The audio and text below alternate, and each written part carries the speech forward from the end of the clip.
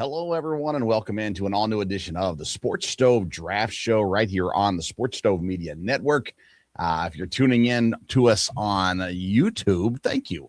And hit that subscribe button for us. We'd greatly appreciate that as well. We're going through our draft rankings by positions, and today we're looking at the offensive line. So we're going to talk about the tackles and the guards in this episode and kind of just explain where we have them sitting on our big board and generally just in the rankings there amongst their fellow classmates there in the same position as well. So today's episode is presented by Righteous Felon Jerky. Join the flavor revolution at righteousfelon.com. Use the promo code STOVE15. You're going to get 15% off your purchase each and every time.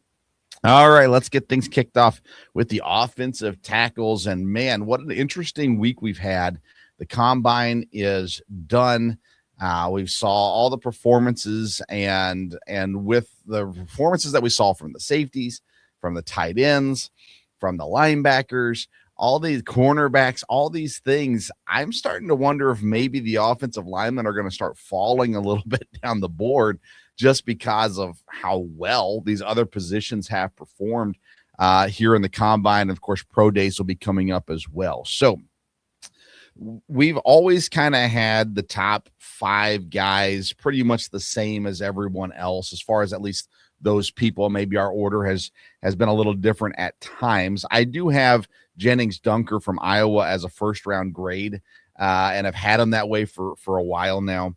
So the way that I have it ranked out, I've got 6 first round grades on offensive tackles. So Francis Maui-Noah from Miami is still my number one offensive tackle. I think there's a good chance he ends up being a guard in the NFL. Right tackle would be his probably starting point, depending on where he goes, of course, as well. At this point, I still have him slightly above Spencer Fano.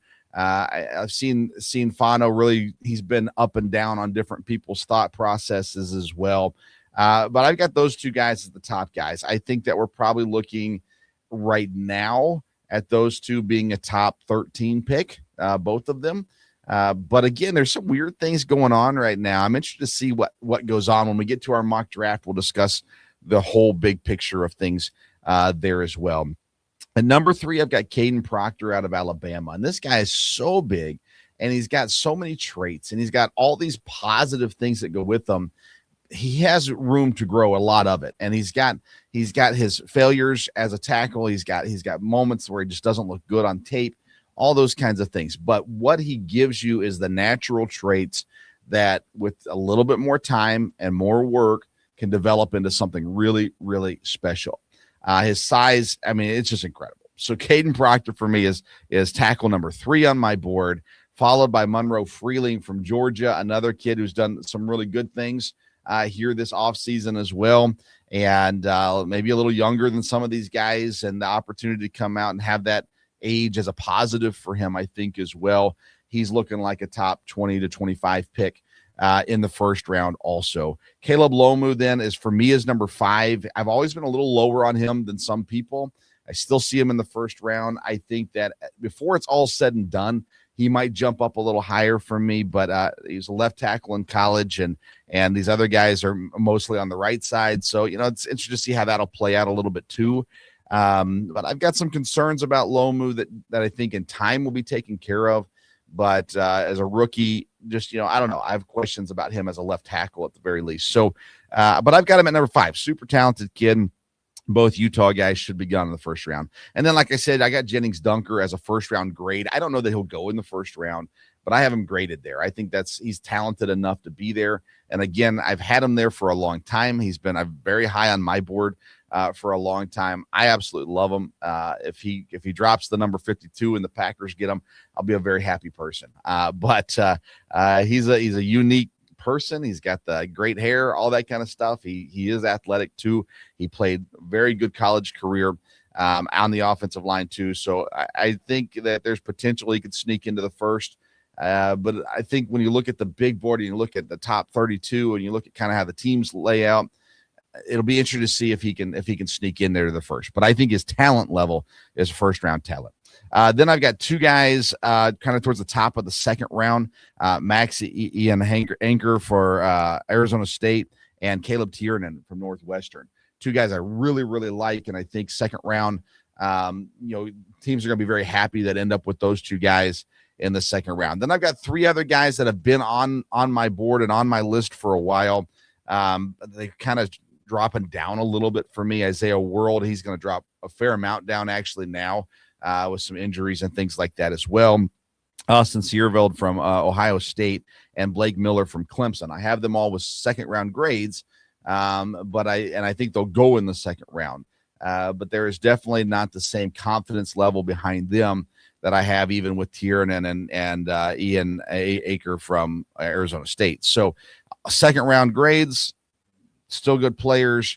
I'm more comfortable with the guys above them from there. So I've really been big on Francis Mauigoa as well. He's been my number one tackle for quite some time. There are concerns with him too. And I think, if you draft him knowing that you're going to put him at the right side, which is where he's, been playing most of his college career, then I think, long-term, it's a good situation. I think he can pop in and play guard as well.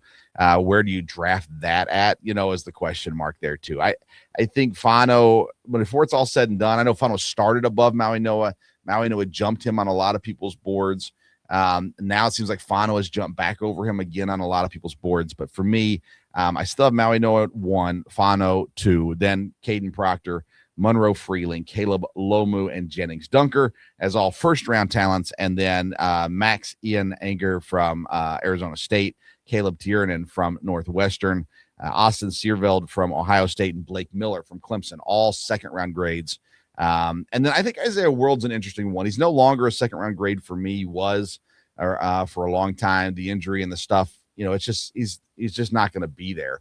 There's no reason to draft him up that high. So wherever he lands, it's a good thing to keep an eye on because you give him a year to sit and develop and things of that nature. Long term, I think he's still going to be a really valuable player. So someone's going to get lucky with him later on in the draft. So there's the tackles. Let's look at guards as well, though. And I still only have one first round, well, even interior offensive lineman, not just guard, but centers also. Olivega Ione from Penn State. I think he is. I think he's a lock. I think he's probably the best offensive lineman in the draft. He will not be drafted above Mauigoa and Fano. May not even be drafted above Proctor or Freeling. But he is the best offensive lineman in this draft. A lot of people have him fallen all the way to the Chargers, which would be crazy. I think Dallas is a team to watch. They've got 2 picks in the first round. I think they're a team to watch too. You got to watch for those teams that they just want to run the ball better. And there's a lot of coaches out there saying we have to run the ball better. And Ione's the right pick for that problem, right? So Ione from Penn State is number 1. He's the only first round interior offensive lineman I have. I have 2 guys with early second round grades. I got Emmanuel Pregnone from Oregon, and he's a guard, and then Connor Liu from Auburn, the center. Both of them I have a second round grades, and like them both. Again, I think if you can get them, maybe or between picks.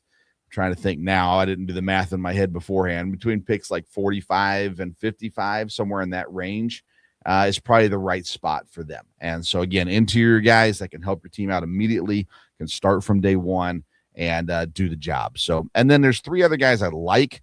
I have them as late second round, early third round grades. Sam Hecht out of Northwestern, the center, Chase Bisontis from A&M, the guard, and Jake Slaughter from Florida. He's a center also. So options there, the depth. I don't like the depth at interior really that well.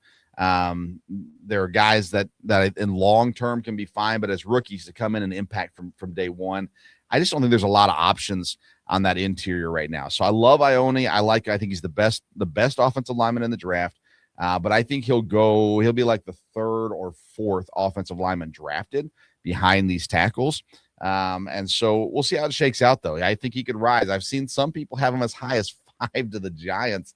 I love the talent, and I don't think it would be a horribly dumb pick for the Giants, but I think there's probably some playmaking ability up there at 5 for the Giants to take versus taking a guard at pick number 5 overall. So I would not suggest it for the Giants necessarily, but I have a feeling Giants fans would not be pleased with that pick at 5 either. So anyways, plenty of options there. There's teams need linemen, whether it's tackles, guards, or centers. You can't have enough good ones. So teams are looking. We've already seen some trades. Texans have made some trades. Cleveland acquired an offensive lineman, and Detroit acquired an offensive lineman. So those things are already in place. We've seen the Dolphins dropping guys. We're seeing a lot of movement right now, and how that shakes out will definitely impact the draft and how people draft here in the first round with some of these guys. There are no A-plus tackles. So do you pass on tackle in the first round and take one of these guys in the second round? You know what I mean? There's going to be a lot of options and things to consider with this, but teams have a hard time passing on tackles. So we'll see how it shakes out, but that's how I have them graded and ranked. I'm curious to know how you have them graded and ranked. What are your thoughts on these linemen? What tackles do you love? Which ones are you kind of like, I'm not really big on that guy. I understand he's probably going to get drafted in the first, but I don't really like him. Those kinds of thoughts, I want to hear it from you. Leave a comment there on the YouTube video. And then the interior guys, what team do you cheer for, and do you think that they should go after one of these guys? Is Ione, you agree he's the only first-round interior guy in here? I think it's obvious that he's the only first-round interior guy, but I've seen Pregnone's name by some people in there. I've seen some of these other guys that I don't understand how in the world you'd have them as a first-rounder, but people have them there, maybe just to get clicks. Who knows? But nonetheless, give me your thoughts on the tackles, on these guards, on these centers. Would you be happy if your team got one of these guys in the first or second round? And maybe you can even drop a name that you like later. We're kind of just covering the top first 2 days of the draft kind of mindset, but maybe you've got a guy that you just absolutely love and you say, hey man, this is a guy to watch, sleeper. He's going to be great. No, I don't want my team to take him in the first round, but he's going to be awesome. Get him in the 4th or 5th or something like that. And he's going to be amazing. So feel free to drop those comments as well. A reminder that today's episode is presented by Righteous Felon Jerky. Join the flavor revolution at righteousfelon.com. Promo code is STOVE15. You get 15% off your purchase. Then subscribe on YouTube. Follow us on socials at Sports Stove on Twitter, Facebook, and Instagram. That way you don't miss out on any of the content we've got coming out. More rankings coming down the way here later this week. And so make sure you catch all the previous episodes that are out there as well. Thanks for tuning into this edition of the Sports Stove Draft Show. Until next time, we'll see you around the Sports Stove.